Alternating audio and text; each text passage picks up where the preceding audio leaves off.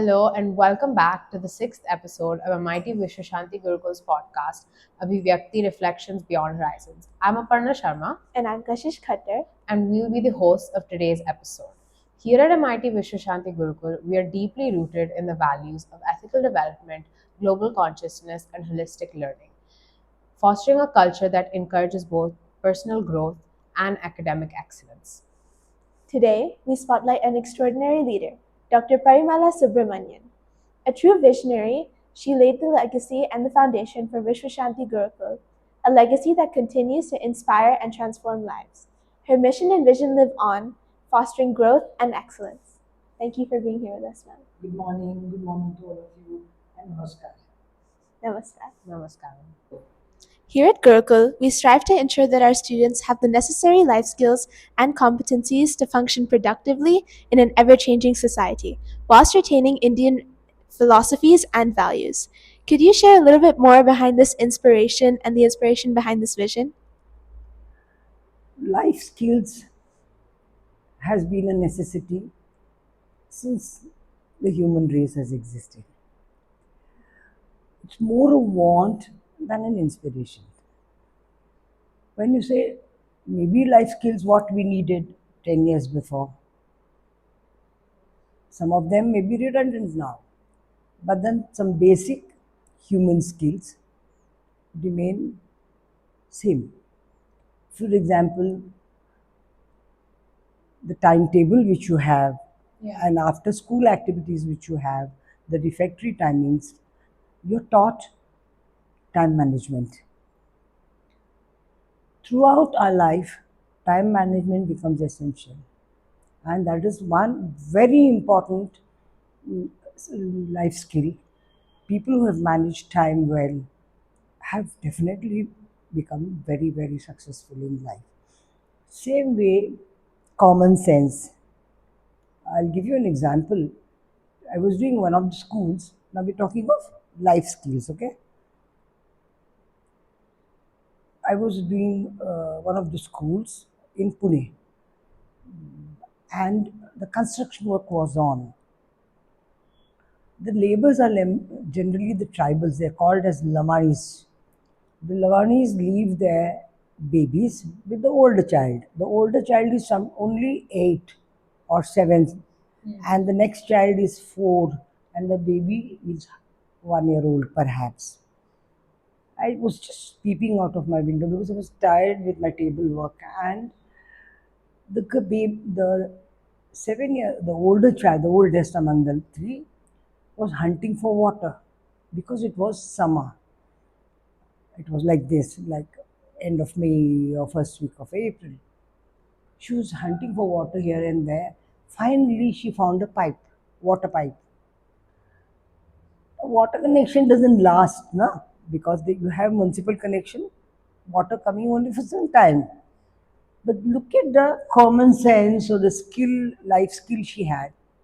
She stood there for a minute and she put her mouth into the water pipe. She started sucking out water. To her surprise, the water came. It did not gush, but water came. Now, next comes the lesson. All three were thirsty. She immediately put her palm like this. She took the water. She gave it to the youngest one.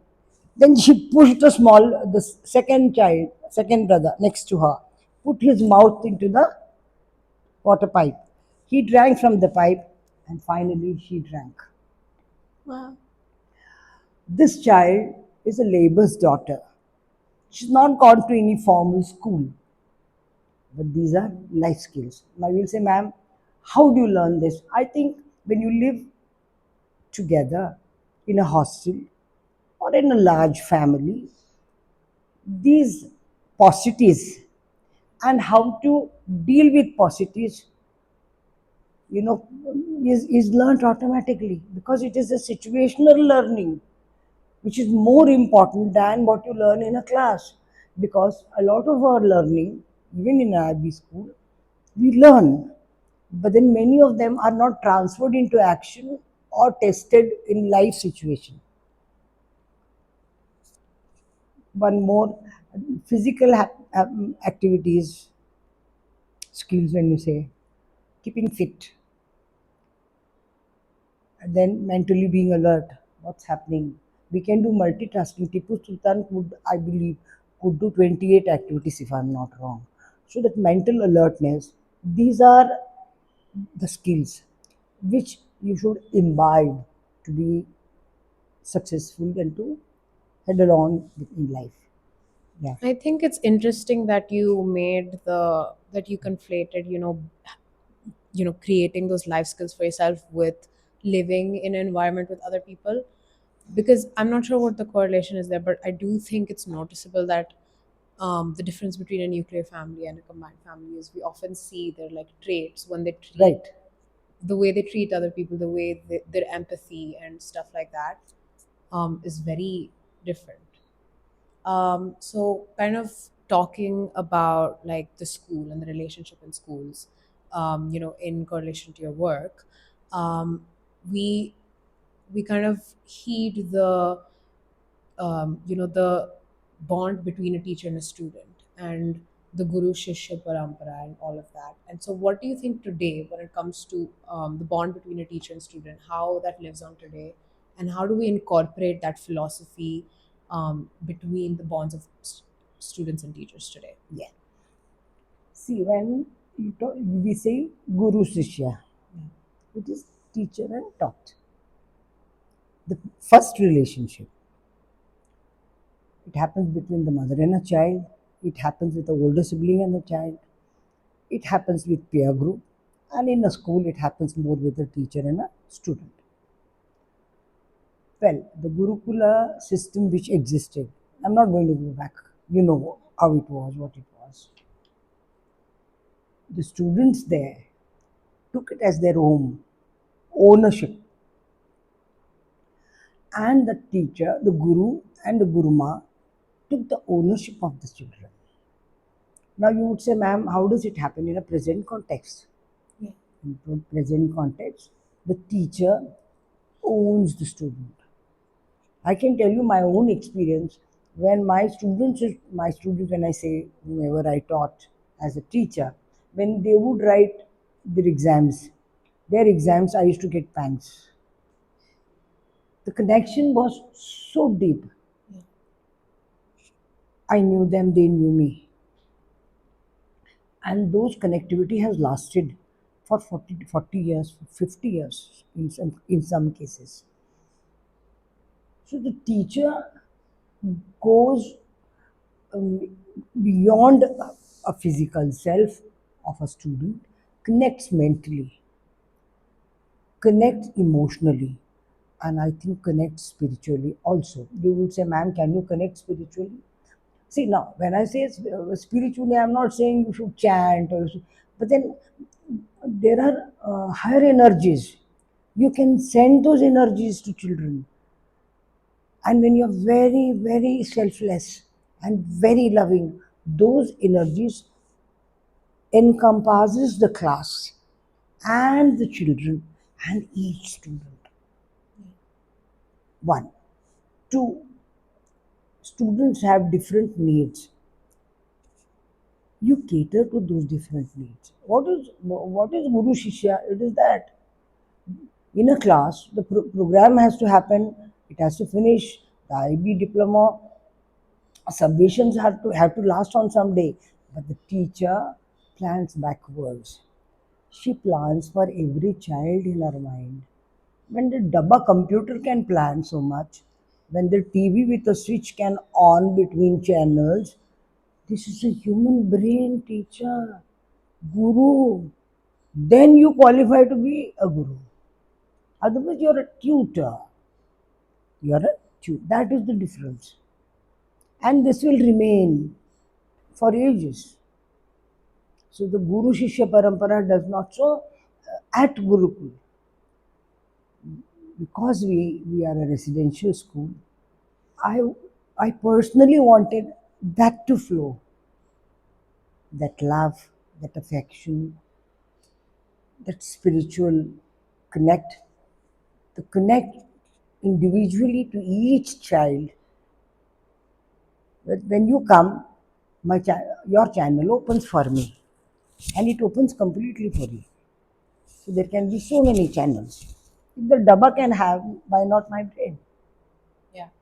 Okay. Sorry, I call it dabba only. No, it's fine. To me, it is dabba only. I Because think I it's. still consider. I think we should think of it as a dabba because I think in today's day and age we've given so much power to it. Yeah. I think we should think We of have, it as a dabba. we undermine our capacity. We undermine us as human beings. We've been doing so much, and we still can do. The dependency on the dabba is so high, and we become biased. We also become lazy because it solves many of our problems, but then it enslaves you, which we do not realize. It is a teacher alone can uplift us.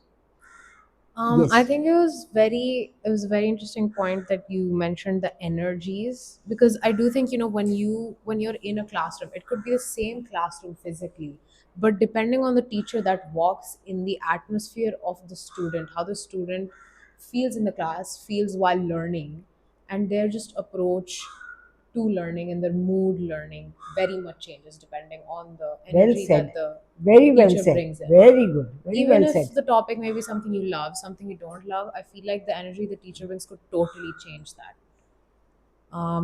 So when it comes to that, what are some anecdotes you have about, generally when it comes to maintaining a school, creating that environment for teachers and for students? Well, simple things sometimes it takes a long way for great bonding.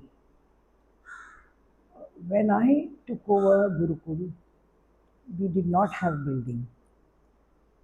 Okay, there was lot of grass, lot of thorns, snakes, and scorpions here and there, and we just had a beautiful bungalow of Raj Kapoor, and our office began there. We just had plastic chairs and a table, of course, a wooden table. We had a beautiful statue of Vithala, very beautiful. And every day the gardener used to bring flowers and offer that. Now, your question, what did we do for that? We started the recruitment process on one side. We started with the admission process on the other side. We had teachers coming from different places. First thing I did, we did not have a mess. I hired ladies from Loni village who were 40 plus, who were housewives. They used to make lovely food, and every day I used to make my menu. And it used to be different. Today Kerala, tomorrow Maharashtra, then Tamil Nadu, etc. etc. Now, when it used to be 12:30, there used to be twinkle in the eyes of teachers because see, there is no building. Still admissions have to happen. There are hardly 3, 4 teachers just joined in, and Mrs. Subramanian, and of course a pune. This grew. This practice grew. Fridays used to be sweet. On the days there would be Puran Poli, you must see the joy of teachers coming at 1:40. Huh? They were like, yeah, small babies jumping when they get a big laddu in their hand. And that bond remained. You would say, ma'am, IB school, PhD teachers, experts, you're talking of Puran Poli. What is the connect? The connect is need based. They are in a new place, a place which is still not ready. They are far away from their family. There is uncertainty at large. You don't know how many students would come. You don't know how many teachers are going to come. There was Rama Shinde, of course, and few of us. And we began that way. And when I used to travel, I knew they would manage that tiny little office in that bungalow. And they managed so well.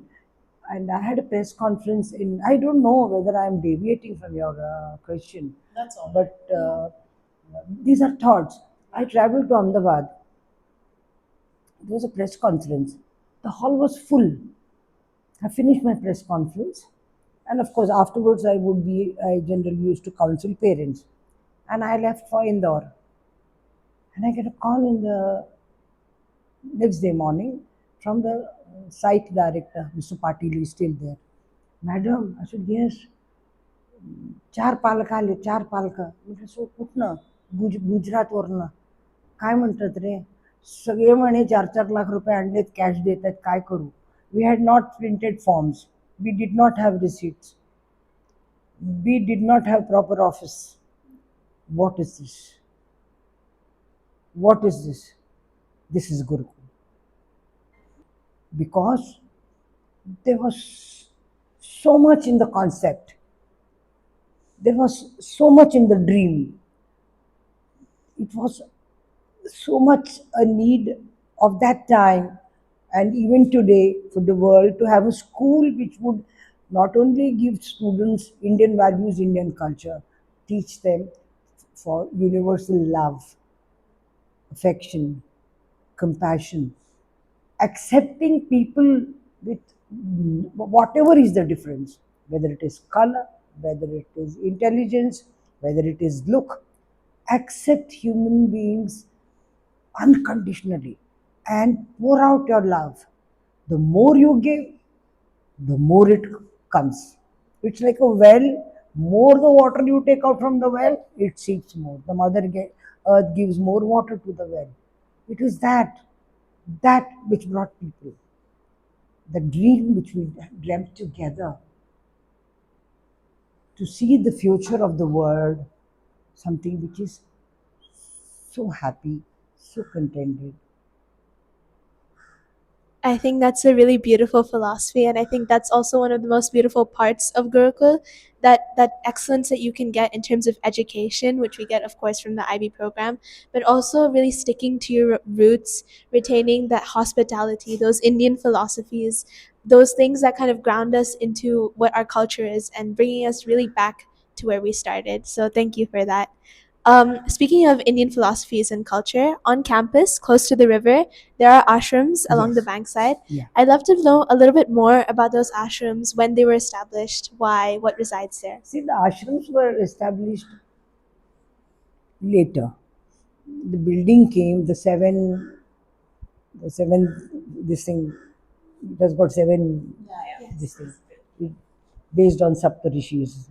And when you say seven, yeah, it is more to do with when the seven colors meet, it becomes white, peace. Also, seven indicates Ketu. Ketu is one who is one who wants to inquire, one who wants to excel, one who wants to challenge. Ketu is the seventh star in the constellation. So the ashrams came 4 years after that, and we had started inviting. See, now here when I am talking of religion, please do not take it rigidly. Whether it is Jainism, Hinduism, Islam, Christianity, or Zoroastrian, anything. All these religions at different times, they were born for various reasons. But they all believe in the universal truth that the God is one. You call God, energy, anything. Everybody says that preserve the earth, love the animals, non-violence, you know, it is universal. So we thought that we expose you people to these different philosophies and then you would arrive at your own conclusion. And so those priests, when they used to come, like even Ramakrishna Mission still comes, I think. Mission people come, na? Ramakrishna Mission, or they have stopped. Recently, they past few years they have stopped, but they used to. Oh, they used to. He used to, definitely, for sure, The Christian father used to come. So they used to come to these ashrams, and you used to go into the ashrams, smaller setup. And Professor Karad, a visionary, I must mention it is his vision. He is the founding father. He wanted these ashrams to be used by the priest. Like I had Sri Ravi Shankar visiting us to come and stay there. They would prefer to stay because it reminds you of our past, of our roots on the banks of a river, and you people go there when they are there and interact with them personally. Then a sermon, a 40-minute sermon, 1 year Gita Pat karwa rahe hain. We didn't want to have that. We wanted you to have informal, regular meetings with them and get influenced by various thoughts. These are various thoughts. And then arrive at your own thoughts for life and go enriched from Gurukul when you go out. Hence, you had those ashrams. You have I, those ashrams. I think those definitely sort of cultivated that holistic learning that we mentioned as well in the beginning, and kind of finding your own inner path and story. I think those are really impactful for that. The when we were talking about architecture, and you mentioned the Saptarishi architecture. So, what was kind of the inspiration and sort of the details that one might miss, but was very thought into when it comes to the overall architecture? Because I think when we enter the campus, the architecture is definitely one of the most, you Yes, know, things that stunning, it captures you. strikes, Yeah, the thing that and strikes the yeah, most. it takes over you. Yeah. There is no other two words. She completely takes over you. Yes. So, what was the thought process behind so many details that one would know, observe, or might miss in the architecture? See, one is you have seen the pillars, you have seen the arches coming like this. These are transferring our old architecture to remind you that you belong to an era of this kind. Your forefathers belong to that. Number one. Two, the dome, huge dome. It was not constructed when I was there. It shows how large Almighty is. Look at the oceans He has created. So huge. Look at the good earth. So huge. So it shows the vastness. Why vastness, man? When you see vastness, you become broad based. Your heart gets enlarged, not physically, emotionally, and you become a large hearted person. These are indirect advantage of that detailings. And Professor Karad, as I told you, is visionary. So when you say seven, seven is Ketu. And Ketu, अरे राहु केतु में केतु की बात कर रहे हैं, नहीं नहीं, Ketu also says then it never takes defeat. Ketu never takes defeat. हाँ हाँ, आप जब देखोगे you can read about Ketu, हार कभी नहीं मानते. No no no, Ketu never takes defeat. That means your winners. You come out. You wanted you all to come out as winners. That's how seven. Seven seas, seven wonders. Yeah. Definitely, seven's a very Seven, prominent number. But here it is more to do with, I think, he has never discussed this with me.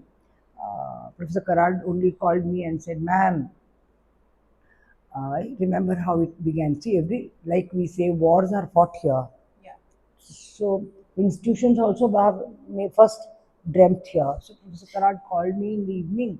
He said, ma'am, I said, yes, the Raj Kapoors have come and gone. I said, yes, the land was given by the Raj Kapoors because it belonged to them formally. He said, you remember, I was young. I joined them when I was young, 30, 32, 34. One day I said, what building? And I said, there should be water, there should be mountain, there should be 100 acres of land, and children should all stay with us. He says, all that is there, tomorrow you are coming with me. And we are starting an IB school. Then I said, sir, I am not IB trained. Look at him, visionaries are visionaries. He did not speak much like me. He said, madam, he used to address me, madam, very respectful. It flows MIT and in Gurukul in particular. Ma'am, I said, sir, tell me, is Newton's law different in IB school? You think it should be different? I said, no. Shakespeare's literature would be different? I said, no. Then what is your problem? Start tomorrow. Oh, I became the director of Vishwashanti Gurukul. And he says, it's only you and you alone can do. He had so much faith. I grew there. I worked for them, and I say, I worked for them. I think I grew. I grew there. Sir grew me. In fact, I owe everything to him. You also I find a right guru, no? I found him. Rather, he spotted me, and we worked together. I think that's really beautiful. Moving on to a little bit more of a lighthearted question. Could you tell us some of your favorite memories from when you were at school and maybe a few personal anecdotes? I think our audience would really like to hear that. You want some? Some personal experiences, personal anecdotes that you had there, your memories there. Yes. The first anecdote as I had when I visited for Vishwashanti Gurukul affiliation to Mumbai. This is unheard of, where I met Judith, regional head of IB, and after we spoke, I spoke, Dr. Sunil Karad spoke. The meeting was at Taj, and I said there can be deviations. My conviction was so strong, perhaps. IB then, she went back and then they made a deviation. Now the authorization happens first and the admissions happen. This is, I think, more than anecdotes. I think these all experiences which I had had a spiritual connect, because it's not so easy for IB sitting at Geneva to make changes for one school called Vishwashanti Gurukul at Loni, Rajbagh. I agree, yeah. Same is the case when I went around the country. I got the best of the best teachers. These are not anecdotes. One or two anecdotes I will share. But I got the best of the best teachers today, wherever they are. They are heading schools. Wow.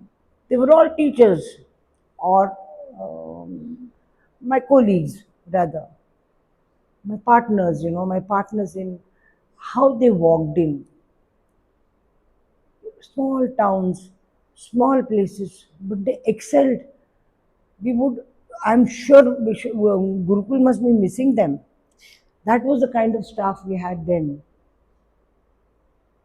Parents, my God, they admired the school, they worshipped the school.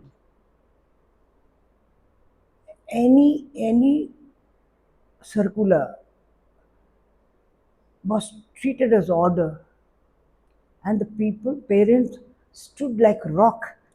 And we had 7 junior Nobel laureates. Dr. Nagesh should take the credit. Venu brought IGCSE topper to my school, to Gurukul. One of my students goes to US, Fulbright scholarship, fine arts, unheard of, completely for 5 years. Wow. This can happen in only Gurukul. This can happen only in Gurukul. I think that's really shows. These are not anecdotes, but I think the first year to get 460 admissions and to get these kind of teachers to match my children, just beautiful. I used to go for my route in the night. It used to be 12:30. I used to come home. You know how difficult it is to come from Loni. Today you traveled. Yes. Yeah. It used to be worse because that road was being constructed. Then there used to be traffic jam. And then I return. I call my teacher. She says, "Yes, ma'am, I'm ready. Pick me up from Deccan." This is for my night rounds. I land there. By then, somebody brings hot milk for me and my teacher. I don't ask. This happens only in Gurukul. Madam, रात्री झाली आहे. Yeah. I think that hospitality and that sort of No, it comes from yeah. within. I had not called up because this was my surprise visit. I used to do surprise visits, you know. And this is how people, he came running, Patil came running, and somebody from the factory got hot milk for us. We were out, we were taking the rounds. And look at the magic of the building, how it came, how the whole thing happened. It was a barren land with thorns, and today, what an imposing building. When people travel by air, anecdote is this. When I was traveling by air, I think I was going to Chennai. 4 or 5 people got up. They didn't know me, na. That I am the director of Vishwashanti Gurukul. This building baga. Dom baga, dom baga, dom baga, dom baga. My heart filled with pride. I sat like this, like a baby who got lollipop. This is the best anecdote I've had. They used to see the view, aerial view of the building. And Yeah, I think even I've Yeah, noticed it we've when we noticed it fly from out and planes. fly in. Yeah. I notice it. yeah, then I did not say anything. We had advertised in Z magazine, and center page when you open, you will see the dome building. People will show each other. And I was sitting by the side. My heart filled with pride that I have children and I have students and I also have my office there. So I wish Gurukul all the best and you all a great, great future as we had dreamt. Become world leaders. Individual differences don't matter. We all are gifted with some worth. Find the worth. I think only when you excel with brain power you can control the world. Do that. Your parents have been so, so nice. They have given you a beautiful school. Make the best use of it. And all the best for all of you. And love you. Thank you so much for that. So, as we wrap up today's episode, we reflect on the incredible journey that you've had here at Gurukul, and her dedication to education and innovation is something that truly continues to live on. And you show us that leadership is about building something that continues to uplift and help generations grow to come. So, thank you. Thank you. Thank you so much, ma'am. Thank you and blessings. Thank you. And thank you to our audience for listening in, and stay tuned to Abhivyakti Reflections Beyond Horizons.